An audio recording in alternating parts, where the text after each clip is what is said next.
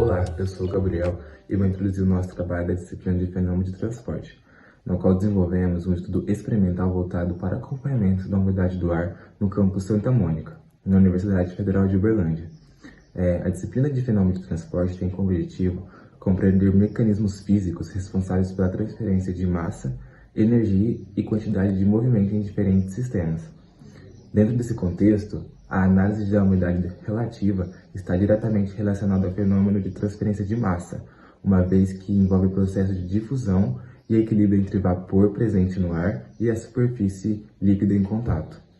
Então, o nosso objetivo principal foi aplicar na prática os conceitos de efeitos psicométricos, utilizando as temperaturas do bulbo seco e a do bulbo úmido, para determinar a umidade relativa do ambiente que a gente estava. Então, a partir dessas medições, foi possível empregar a carta psicométrica como ferramenta de análise, na qual a gente, então, conseguiu relacionar entre a teoria e a prática.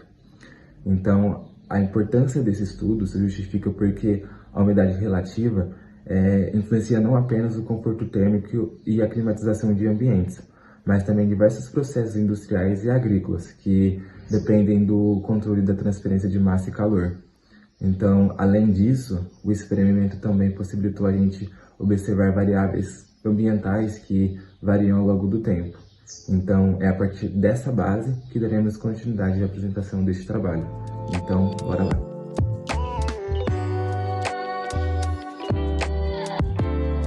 Meu nome é Nelson Antônio e eu fui encarregado de falar da metodologia prática.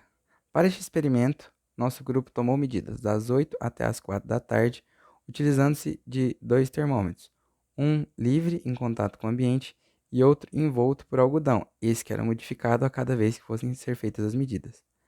As medidas eram feitas uma vez a cada hora e sempre que fossem ser feitas, um dos membros do grupo ia até lá, umidificava o algodão, esperava o sistema entrar em equilíbrio e depois ele ligava um ventilador auxiliar, que permitia que o vento dentro do sistema circulasse e não mantesse a umidade retida dentro dele. Além disso, o sistema inteiro foi montado sob um guarda-chuva para que mantesse o sistema o tempo todo sob uma sombra, independente da radiação solar, que poderia afetar nas medidas conseguidas.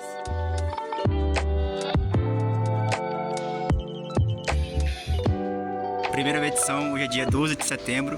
Nós estamos aqui no CC, no campus Santa Mônica, e agora são 8h10. Medição do bulbo úmido está dando 15,8 graus Celsius e a medição do bulbo seco 26,8 graus Celsius. Estamos aqui no CC, fazendo a medida às 9h02, dia 12 de setembro. Bulbo úmido marcando 15 graus Celsius, bulbo seco marcando 27,8 graus Celsius. Agora são 10 horas, novamente em frente aqui ao CC. E a temperatura do bulbo úmido está dando 14 graus Celsius. A temperatura do bulbo seco 30,1 graus Celsius, 30,2. Medição das 11 horas.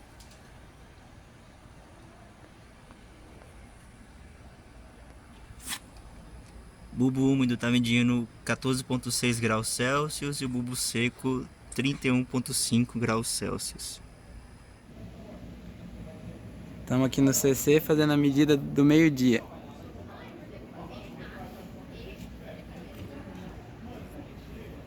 Ó, meio-dia. Aqui temos 16 graus Celsius de bulbo úmido e 34,7 de bulbo seco. Agora são 1h da tarde. Estamos aqui na UF e o valor das medições são os seguintes. O bulbo úmido medindo 15,8 graus Celsius e o bulbo seco medindo 34,8 graus Celsius. Medida das 2 horas.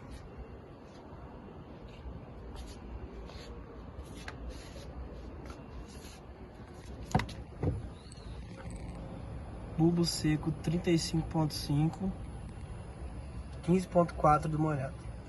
Agora são 3h03, aqui em frente ao CC novamente.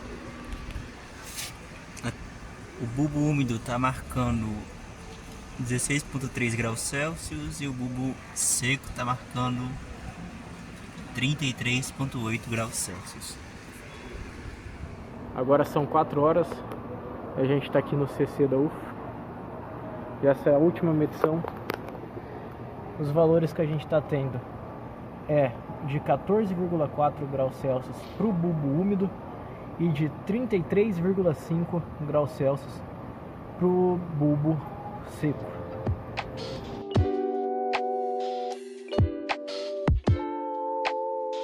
Meu nome é Gabriel de Souza Esperoto e eu vou explicar um pouco a respeito da metodologia de consulta carta psicométrica. A carta psicométrica que o grupo utilizou é essa daqui apresentada na tela, com uma altitude de 750 metros, aqui é uma altitude bem próxima da altitude de Uberlândia, de 863 metros. E nessa carta psicométrica nós temos essas linhas horizontais, que representam a temperatura do bulbo seco, em graus Celsius. Essas linhas verticais, né, representando a umidade absoluta do ar. Temos também essas linhas diagonais em verde, representando a temperatura do bulbo úmido, em graus Celsius. E as curvas em vermelho, que representam a umidade relativa do ar para cada ponto de estado. E para obter a umidade relativa do ar para o nosso par de temperaturas medido, foi necessário primeiro encontrar o ponto de estado para aquele par de temperaturas. Esse ponto de estado ele era obtido a partir do cruzamento entre as linhas em verde, com a umidade relativa, com a temperatura do bulbo úmido medida, e as linhas verticais, né, representando a temperatura do bulbo seco. O cruzamento entre essas duas temperaturas nos dava um ponto de estado. Para esse ponto de estado, nós obtínhamos também a umidade absoluta do ar naquele ponto. E aí, para encontrar a umidade relativa do ar para aquele ponto, a partir das umidades relativas já conhecidas pelo gráfico, já mostradas pelo gráfico, foi necessário fazer uma interpolação linear. E essa interpolação linear ela foi feita considerando os dois pontos de estado mais próximos do ponto de estado medido pelo grupo, né? E esses dois pontos mais próximos, eles eram obtidos mantendo-se a temperatura do bulbo seco constante. Então, a partir do cruzamento da temperatura do bulbo seco, que é representadas pela linha vertical, com as duas curvas em vermelho mais próximas do ponto encontrado, a partir desse cruzamento era obtido os dois pontos de estado a partir dos quais foi feita a interpolação linear. E essa interpolação ela foi feita a partir tanto das umidades relativas para esses pontos, como também das umidades absolutas para esses pontos, utilizando essa fórmula aqui apresentada. Então, os termos em Y representam a umidade relativa do ar e os termos em X, a umidade absoluta do ar para os pontos encontrados. E a partir dessas interpolações, nós fomos capazes de a gente calcular a umidade relativa do ar para cada ponto, para cada hora do dia. E esses dados foram organizados todos nesse gráfico, que representa, né, que mostra aí as temperaturas medidas, a umidade absoluta do ar e a umidade relativa do ar para cada hora do dia. E a partir dessa tabela, foi montado, organizado um gráfico da umidade relativa do ar por hora do dia 12 de setembro, foi o dia da realização do experimento. E, por outro lado, nós temos também um gráfico que representa a umidade relativa do ar para o mesmo dia, só que obtido da estação meteorológica da UFA. Essa tabela ela foi importada, né, foi extraída do site do Inmetro, que mostra que as umidades relativas do ar obtidas a partir da estação meteorológica da UFA. E, a partir disso tudo, nós fomos capazes de resumir, né, os nossos dados do experimento nesses dois gráficos obtidos. Um que mostra a umidade relativa do ar, medida pelo grupo, né, e outro que mostra uma curva da umidade relativa do ar real, medida pela Estação Meteorológica da UF, em Uberlândia.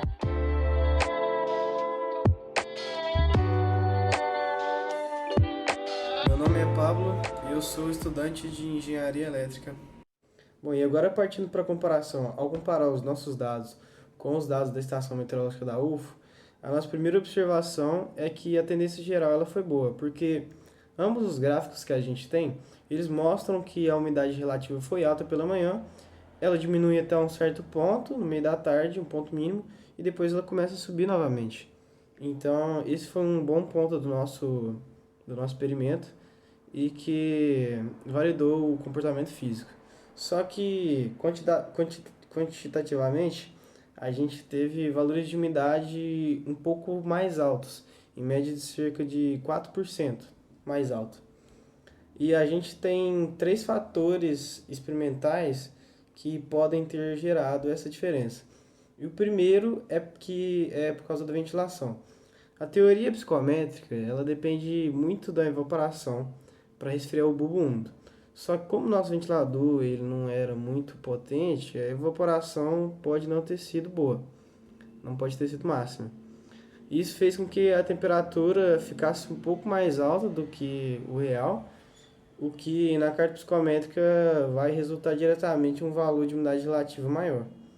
E isso explica por que os nossos dados foram mais altos do que os que foram medidos pela Estação Meteorológica da UFO. E o segundo é a nossa instrumentação, porque o nosso termômetro digital ele tinha uma variação muito alta ali, uma flutuação muito grande de 1 grau. E essa imprecisão pode ter gerado um valor mais alto e gerado um problema nisso, uma incerteza na leitura. E também a gente pode ter gerado um microclima ali, porque como a gente utilizou um guarda-chuva, a gente protegeu a nossa medição com guarda-chuva para evitar a radiação solar direta, mas isso pode ter criado um bolsão de ar ali, onde a própria evaporação do bulbo, ela elevou a umidade do local do ar que a gente estava medindo. Isso pode ter aumentado as nossas medidas. Então a gente conclui que foi bom, deu certo a nossa análise, porém a gente teve pequenas inconsistências, principalmente devido ao ventilador ali, que não era tão potente.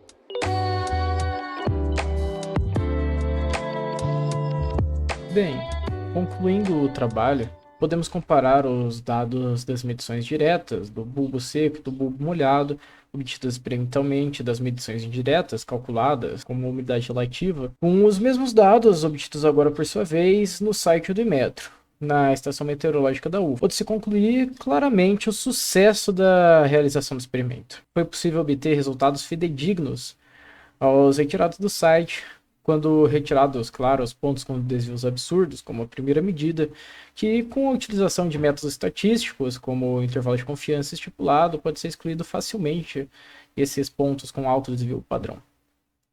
Entretanto, os erros mecânicos de medição, como condições ambientais, o próprio operador que estava lá, como todos fizeram, foi revezando quem estava fazendo lá, realizando o experimento durante as 8, 9 horas de experimento, certo?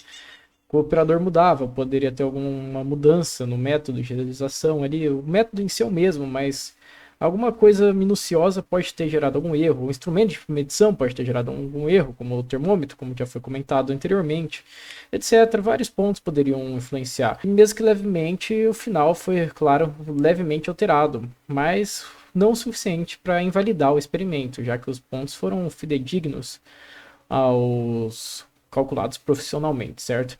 Portanto, concluímos o êxito do experimento com valores obtidos sendo próximos, mas não idênticos aos obtidos profissionalmente, certo? Obrigado.